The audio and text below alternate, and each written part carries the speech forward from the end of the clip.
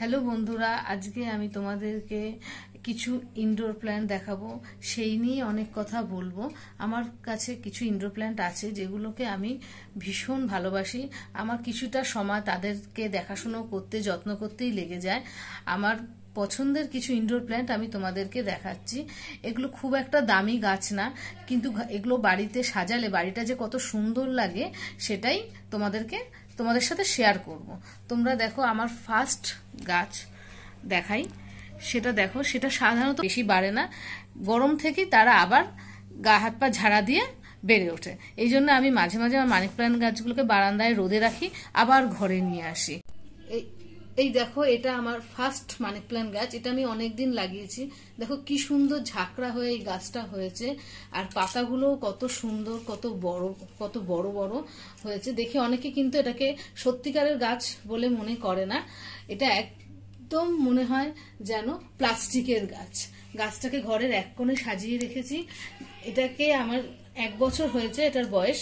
এটাকে আমার খুব একটা যত্ন করতে হয় না, মাঝে মাঝে একটুখানি পাতা টাতা কেটে দিই আর গাছে একটু জল দিই, এছাড়া আর কোনো কাজে লাগে না। গাছটা ভীষণ সুন্দর দেখো। এছাড়া আমি আরো 2খানা মানি প্ল্যান্ট গাছ ঘরের 2 জায়গায় রেখেছি, সেটাও তোমাদের সাথে শেয়ার করবো। দেখো, একদম সামনে থেকে গাছটা তোমাদের দেখাচ্ছি, তখন তো পাশ থেকে দেখাচ্ছিলাম।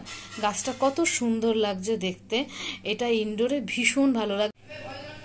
দেখো, এই গাছটা আমি আমার বেসিনের এক কোণে রেখেছি। এটা প্লেন একটা জলের গ্লাসের মধ্যে রেখেছি, আর তাতে খালি জল দিয়ে রেখে দিয়েছি, আর নিচে কিছু কালারফুল মার্বেল দিয়েছি। দিয়ে গাছটা এখানেই থাকে। খুব কম সময় এটাকে আমি রোদ্রে দিই, কিন্তু গাছটা ভীষণ ভালো গ্রোথ হয়েছে আর দেখতেও ভালো লাগছে। আরেকটা গাছ আছে, সেটা বারান্দায় রাখা রয়েছে। বারান্দায় দেখাচ্ছি তোমাদের নিয়ে গিয়ে সেই গাছটা। দেখো, দেখে তোমরা বলো গাছটা কেমন হয়েছে। এই দেখো, এটা আমার থার্ড মানি প্ল্যান্ট গাছ। এটাকে আমি বারান্দার র্যাকের উপর রেখেছি। এটাও একটা জল খাওয়ার মগের উপর রেখেছি, রেখে পাতাগুলোকে ঝুলিয়ে দিয়েছি নিচের দিকে। এইটা ছাড়াও আমার আরেকটা মানি প্ল্যান্ট গাছ আছে, আমি সেটা দেখাচ্ছি। দেখো, এই তাকগুলোর নিচেই রেখেছি। আমি এটাকে এভাবে তৈরি করেছি। এটাকে আমি একটা বাঁশের উপর ইউটিউব দেখেই এইটা বানিয়ে স্ট্রাকচারটা বানিয়ে তার উপর দিয়ে এটাকে এভাবে সাজিয়ে দিয়েছি। দেখো কত বড় গাছ হয়েছে, কি সুন্দর দেখাচ্ছে দেখতে। এটা আমি এই গাছটাকে খুব একটা যত্নও করি না, কিন্তু এটা নিজে নিজেই দিব্যি বেড়ে গেছে। এরপরে হচ্ছিল সবার চেনা স্নেক প্ল্যান্ট। এই গাছটা দেখো, এটাও খুব সুন্দর। এটা অনেকটা বড় ছিল, তা আমার থেকে একজন চেয়ে নিয়ে গেছে, তাই জন্য আমার গাছটা একটু ছোট হয়ে গেছে। এটাকে জল না দিলেই হয়। আমি পুরো বালির মধ্যে এই গাছটাকে রেখেছি, আর উপরে কিছু বালির কুচি দিয়ে দিয়েছি। কিন্তু গাছটা দেওয়ার পরে আমার মনটা খারাপ হয়ে গেছে, কারণ আমার গাছটা এখন ছোট হয়ে গেছে। এটাও গরমকালেই বাড়বে, শীতকালে বাড়বে না। তখন পাশ দিয়ে আরো অনেক গাছ বেরাবে, তখন আবার টবটা পুরো ভরে যাবে গাছে। দেখো, এইটাকে আমার আরেকটা গাছ আছে, এটাকে রিবন প্ল্যান্ট বলে। এই গাছটাও ভীষণ সুন্দর। আমি এটাকে ঘরেই রেখেছি। এটা বাইরে রাখে কিনা আমি জানি না, আমার ঘরেই এটা গ্রোথ করেছে, আর এটা ভালোভাবেই হয়েছে গাছটা। এর পাশ দিয়ে অনেক পাতা বেরায়। আমার 2টো অ্যাসপারাগাস আছে, এটা হ্যাঙ্গিং বাস্কেটে রেখেছি। আমি জানি না কতটা তোমরা বুঝতে পারছো। এই অ্যাসপারাগাসটা ভীষণ সুন্দর, ভীষণ ভালো। অ্যাসপারাগাসটা হ্যাঙ্গিং বাস্কেটটা আস্তে আস্তে এটা ভরে যাবে। এটা আমার এই কোণেই থাকে, ব্যালকনির কোণে থাকে। এটা রোদও পায়, আবার মানে আলো ছায়ার মধ্যেও থাকে। এই দেখো, এই গাছটাও একরকম অ্যাসপারাগাস। এইটা মানুষ বাড়ির রেলিংয়ের উপর দিয়ে দেয়, ছাদের পাশে রেলিংয়ে থাকে, বাইরের বারান্দায় রেলিংয়ে থাকে, কিন্তু আমি এটা এই টবের মধ্যেই রেখেছি, আর কোনো রেলিং টেলিংয়ে বাইয়ে দিইনি। এই গাছটা দেখো, এর মধ্যেই কত সুন্দর দেখাচ্ছে দেখতে, ভীষণ সুন্দর।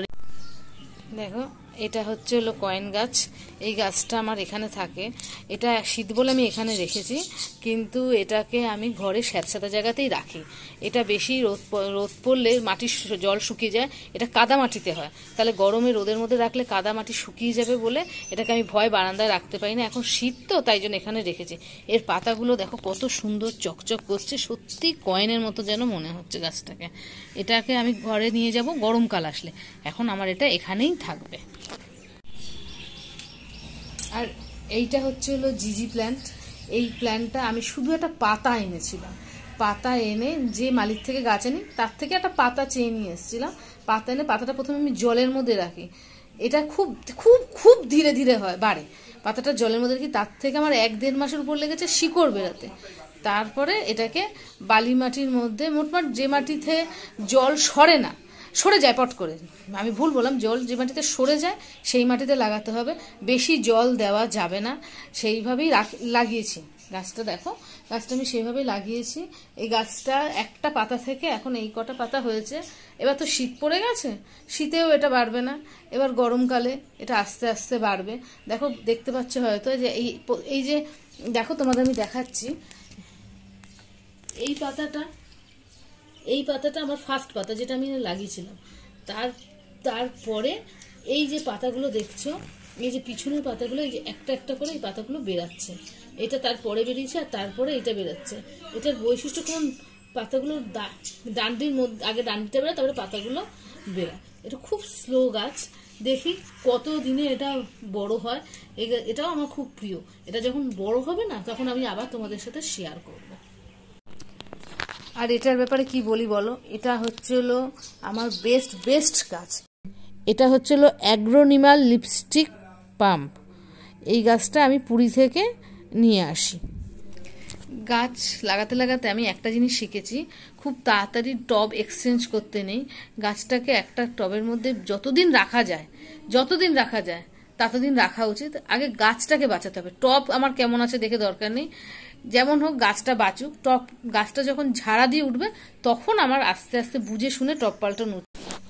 টবে যখন গাছের শিকড় পুরো ভরে যাবে, বা টবের যে ছেদগুলো আছে সেখান থেকে যখন শিকড় বাইরে বেরিয়ে আসবে, তখন আমাদের গাছটাকে টব থেকে তুলে তার চেয়ে বড় টবে গাছটা রিপোর্টিং করা দরকার।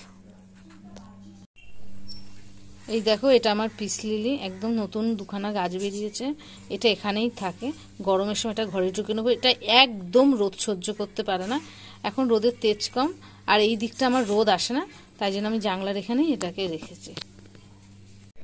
দেখো আমার আরেকটা গাছ সিঙ্গোনিয়াম, এটা আমি দেখাতে ভুলে গেছিলাম, একটু উপরে আছে তো এই জন্য আমার খেয়াল ছিল না। এখন দেখো, এটা আমি মানি প্ল্যান্টের গাছের মতনই রেখেছি, জলের মধ্যে ভিজিয়ে রেখেছি, জলের মধ্যেই থাকে। এটা আমাকে জ্বালাতন করে না, মাঝে মাঝে জল শুকিয়ে যায়, আমি আবার জল দিয়ে দিই, ব্যাস।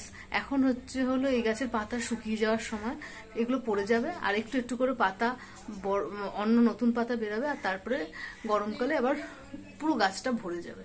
এটা কতটা তোমরা ভালোভাবে বুঝতে পারছো জানি না, কিন্তু এই গাছটাও ভীষণ সুন্দর গাছ। মোটামুটি আমি যেসব গাছগুলো রেখেছি সেগুলো তোমাদেরকে দেখালাম।